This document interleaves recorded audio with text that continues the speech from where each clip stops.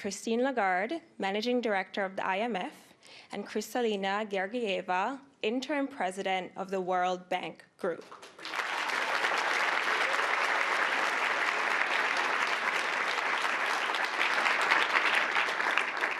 A few housekeeping items before we get started. Firstly, if you could kindly put your cell phones on silent. Secondly, we would love for you to join the conversation online using our hashtag Women's Day. And for those of you who sent us questions beforehand, thank you so much. We really appreciate them. We've actually shared them with our speakers, and they will be integrated into the discussion rather than having a traditional Q&A. So this morning I was reflecting on what today really means to me. And I realized that my life would have been very different if I didn't have the family and community that I did who really believed in me and really believed in my potential. As the saying goes, talent is universal, but opportunity is not. So I think today is really about believing and recognizing in the power and potential of women and girls to be leaders and change makers in their communities and across their societies, and doing whatever we can do to level the playing field. This is why it was an immense honor to meet these two incredible women who are tireless champions of gender equality and who have risen to the top of their field. They are emblematic of what women can truly achieve.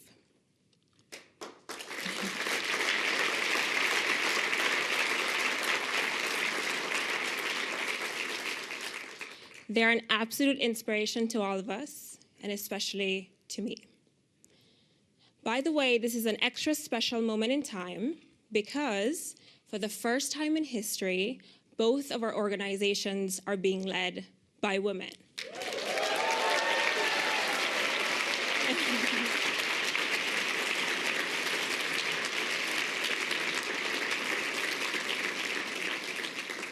This is not a fluke. This is a sign of things to come. So join me in giving a very warm welcome to Christine and Kristalina.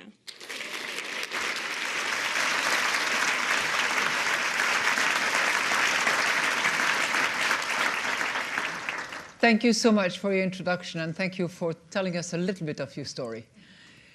So first of all, welcome to all of you. Welcome, Kristalina, for coming across the street. Next time we'll do it the other way around.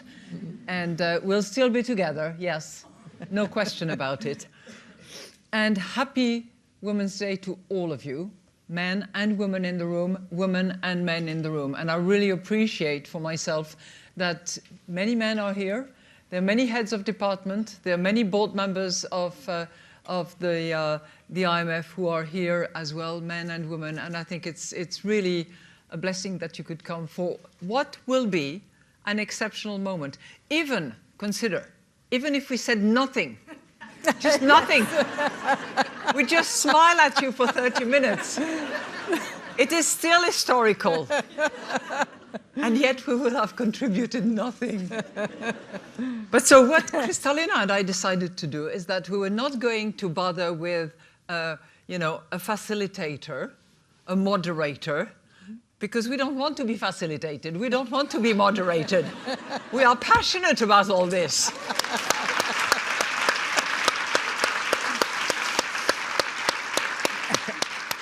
And we're going to ask each other questions. And we know roughly what the first one will be, but then the conversation will take us where it takes us, okay? So we are together for 30 minutes. Those of you who have this urge to attend a meeting, do so very discreetly. Don't bash the door, don't make us all feel bad that you are disappointed with the outcome of these discussions. No. So, here we go, I'll start. My friend. You are an unbelievably successful trailblazer, glass ceiling breaking woman, and you have a very strong economic background. But wherever you have been in your career at the bank, at the European Commission, in various places where you have taken your talents. I was just wondering, looking at your bio, whether your literacy in numbers in particular, and your ability to understand where there is a shortfall, where there is something wrong, where the budget is not in the right place, whether that has been critically important for you and whether it has helped you. Christine, thank you for having us all here.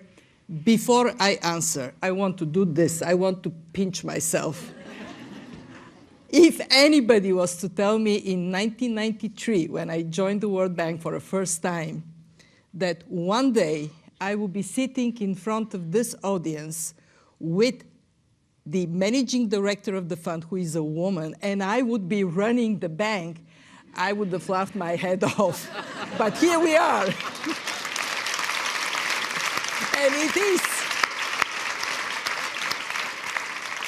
And it is more to come.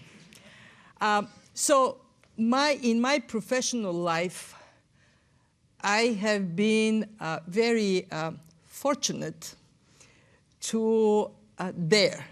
And to dare is a very important thing. When people tell you that cannot be done, you dare to say, well, why not? And yes, being quite numerical helps, because then you go and you make your rational argument based on facts, not on fiction. I will tell you one of my many, many stories of using numbers to do good for people. I was just elected for the European Commission, Commissioner for Humanitarian Aid. I walked in my very first meeting of the Commission right after the Haiti earthquake. I looked at our program, and I can see that financially it was short, that we needed more. And I looked at our capacity to move financing, very quickly came to the conclusion that we were 90 million euros short. And I made a pitch in this very, very first meeting of the Commission. And it was very interesting. We went around the table. Everybody was introducing themselves with, I am so-and-so, and I'm very important because of this and that. And here I was, and I said, and I'm sure that none of you here, very important people, would object to providing 90 million euros additional to the people of Haiti. We are walking out of the room, and one of the commissioners turns to me and says, so what happened here? We all talked, and Kristalina walked with the money.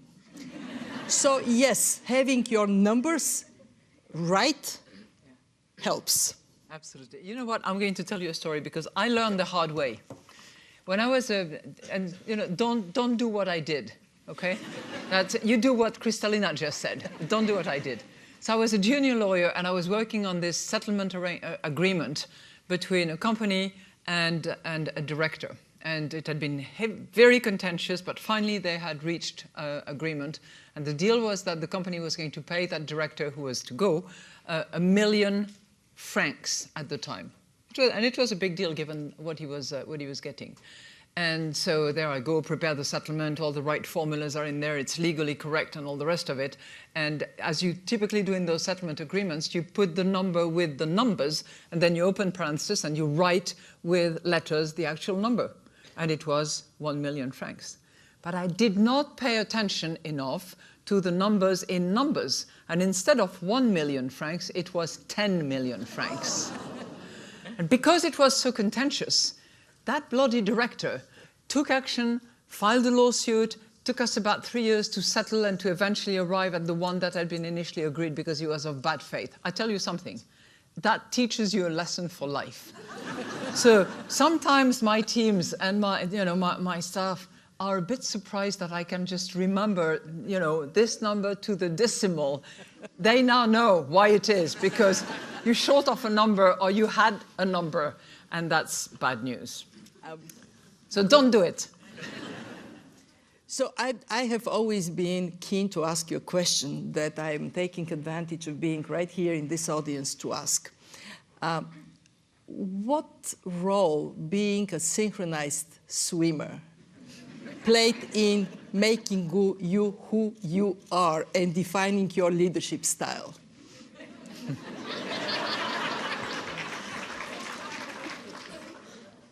If any of you likes French films, I highly recommend something that is called Le Grand Bain.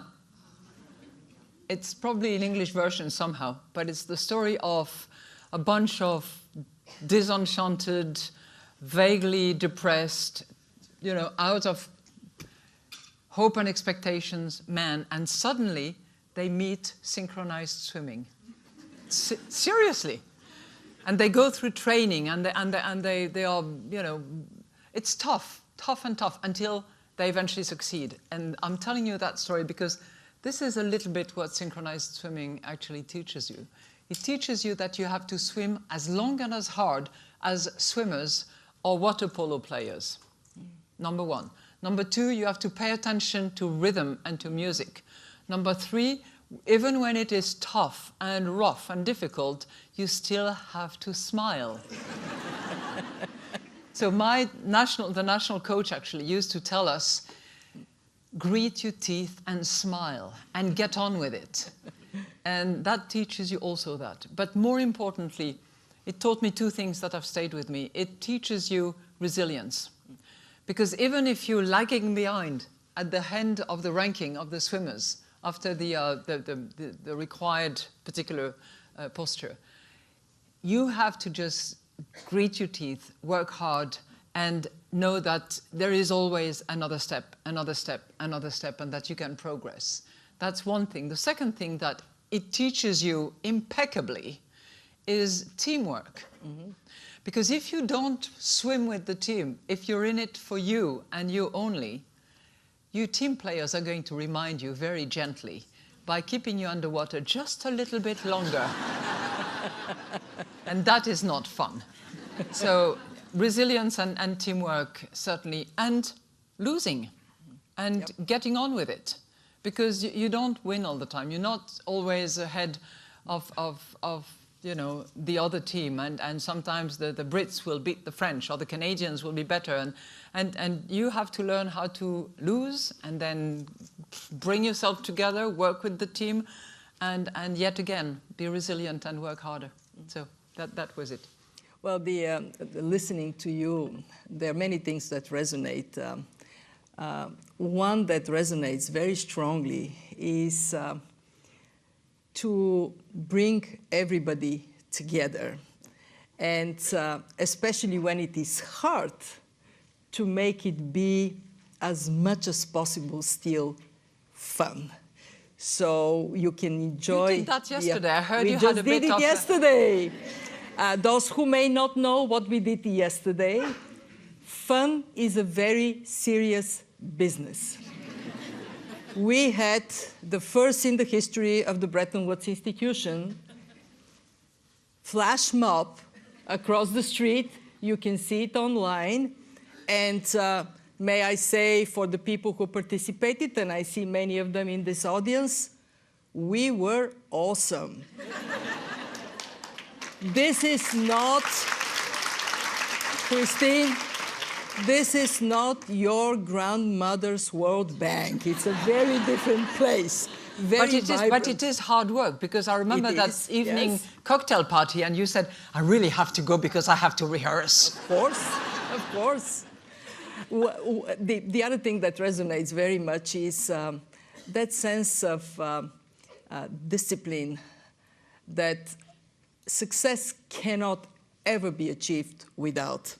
And I have always admired you for that discipline.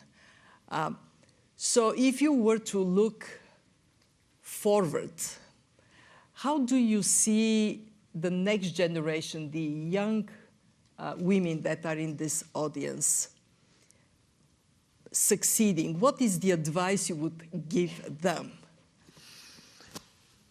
Well, I would say that everything that we have said, which is, discipline, attention to details, daring. Discipline, details, daring. That's triple D. Yes. I think all that matters. I would say that ganging up together, finding allies and friends, not necessarily women, by the way.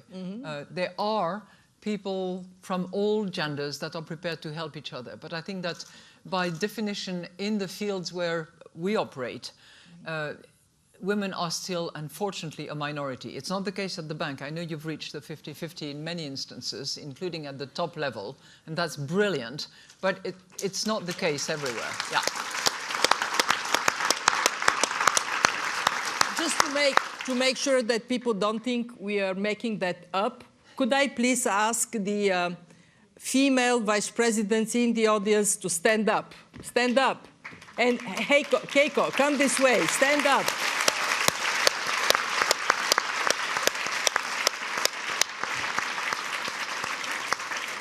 We also have, sorry, now I need to do take the next step. Could I please ask the male vice presidents of the bank to stand up? So here they are.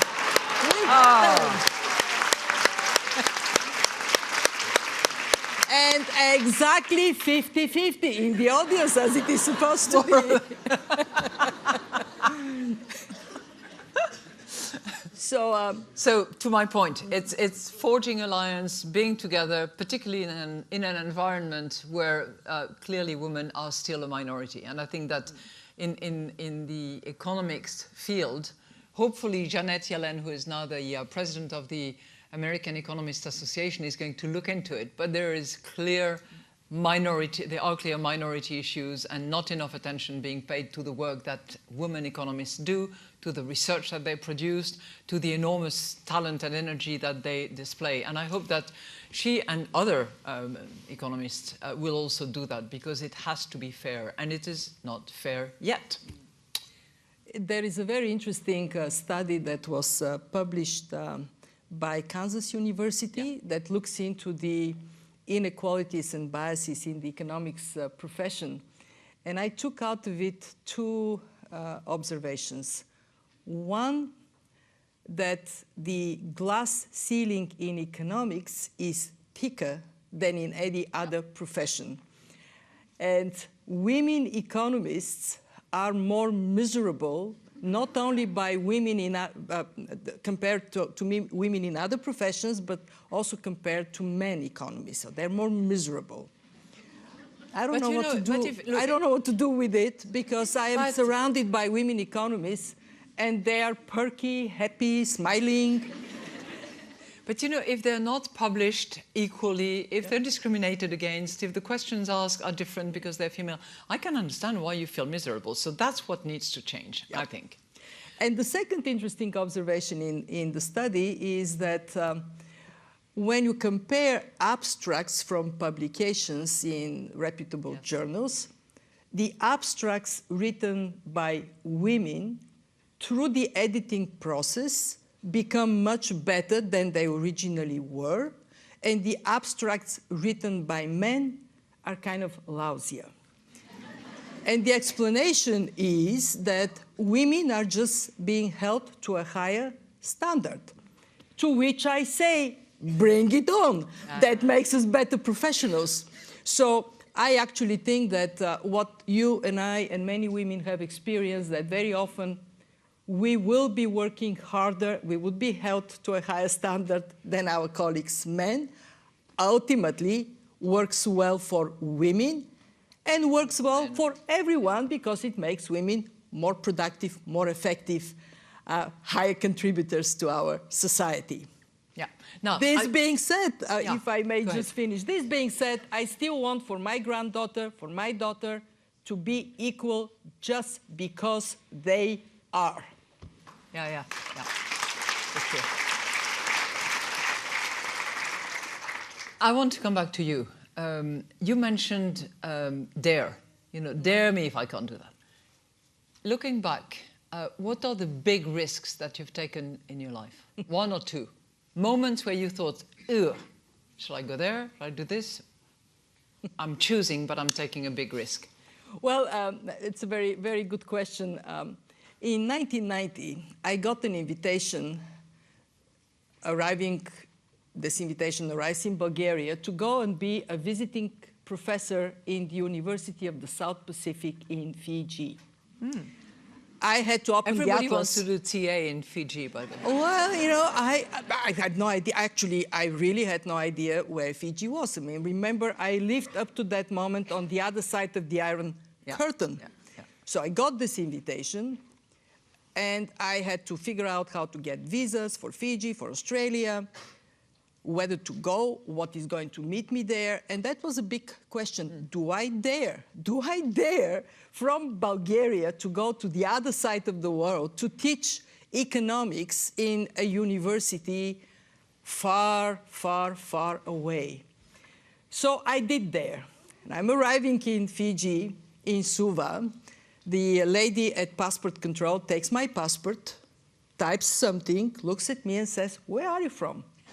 I said, "Bulgaria."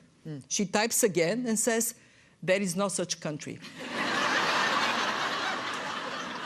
So I must admit there were these 10 minutes when I thought, I know we are going through transition, but come on, the country must be still there. You know, I traveled a long way.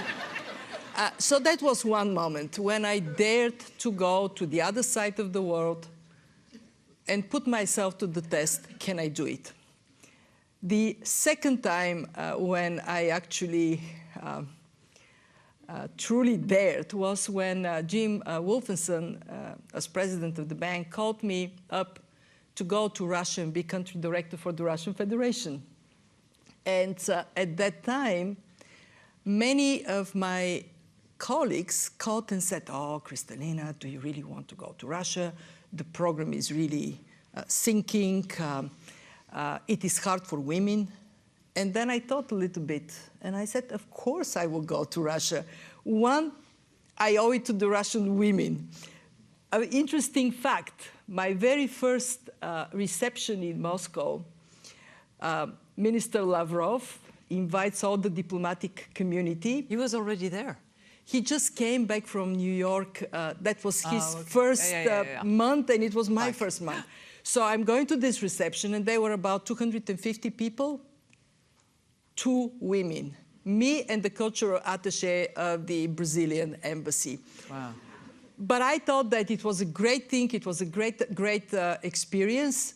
And I also must say, when I was leaving Moscow, I had tears coming out of my eyes because it was such a enriching experience to be there. So yeah, You spoke the language when you arrived there. Yes, yes. How about you? What are the moments that? Well, I was asking you if you spoke the language because I think the first big risk I took was when I was 17 and my father had passed away the year before, and I was a bit lost and desperate.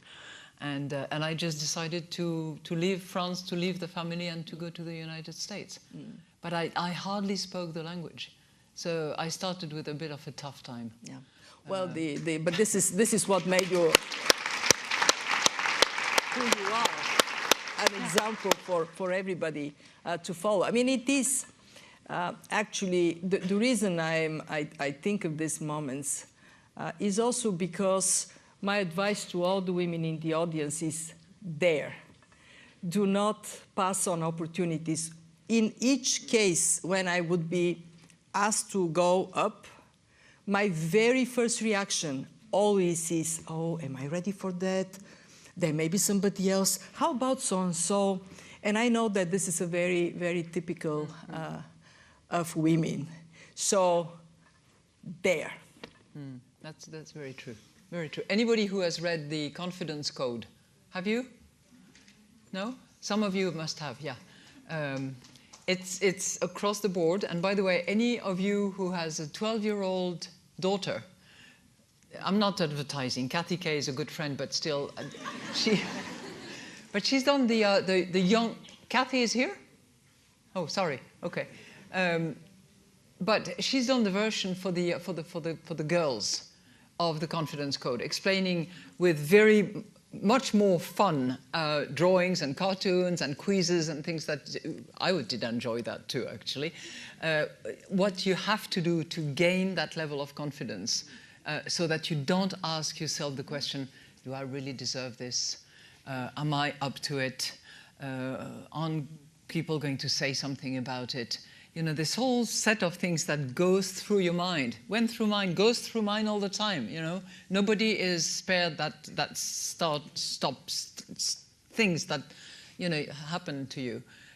But you can learn how to overcome and how to sort of take confidence in yourself so that you overcome that moment. And so that take a deep breath. You use your plexus, your solar plexus, you know that thing here? You really tighten the muscle, breathe hard, think about something really nice, and just charge on, because you can do it. Yep. And that is believing in yourself. This is so very important. If you don't believe in yourself, why would anybody else believe in you? And that. But you know, the point that our great master of ceremony made is, I think, the one that I come down to myself. If you don't have love from somewhere, from somebody, it doesn't have to be necessarily the conventional person. But if you don't have love, you don't have confidence, and you cannot give it to somebody else and nurture it yourself. So whatever you do after this meeting, give love. Yeah.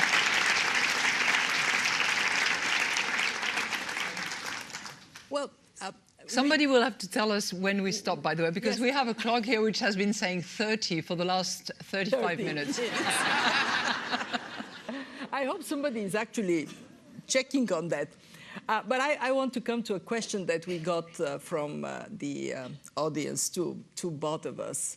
And the question is, if you look back in your life, what is it that you think was the most impactful experience that made you who you are? Christine.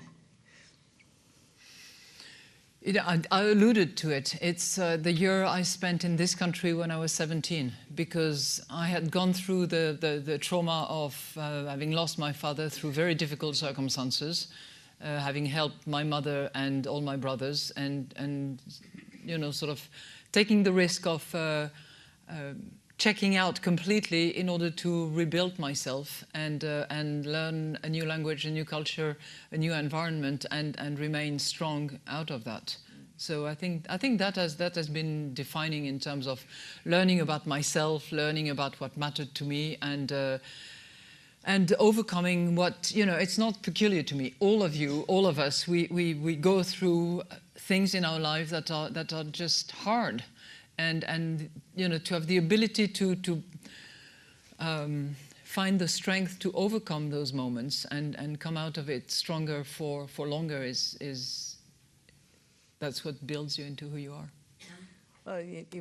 When I look back in my own life, what set me on a course that ultimately brought me here to the World Bank was actually choosing my PhD thesis topic, which was environment. And I was driven to environment for two very different but very powerful reasons. One was a member of my family got very serious illness because of groundwater Pollution. Heavy metal pollution. Completely avoidable. If he were to know, you just need to drink water from a different source and the problem goes away. So I thought environment is really hugely important and underestimated as factor in our lives.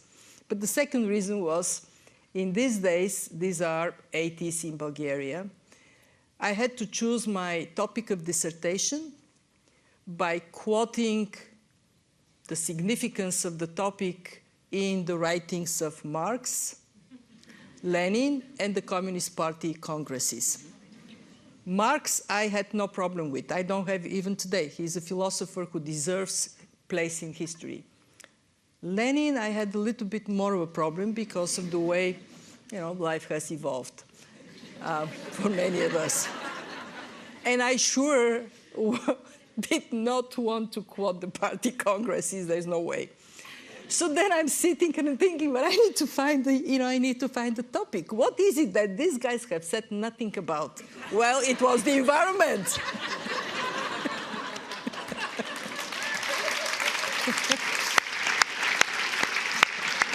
I think we have to stop, right? Yes, that is... Regrettably, we have to stop at this point in time, but you're not to move at all. Just stay in your seat, because a nice photographer, Steve, is going to come here to the stage. He's the only man tolerated on this podium for the moment. And we're all going to be on the photos. He has a great lens. Are you going to see everybody, including over there? If you can move closer. This side is okay, but yeah, come closer. And we just look at you? Actually, if we could have you stand on the bottom, that would be best. Okay. And everybody's got one of these, or many people have got these on their seats. Okay. Hold them up. So, Okay, and apparently you all have that on your seat. Yes, of So course. we all hold it. Yeah, if you could and And we both go down here.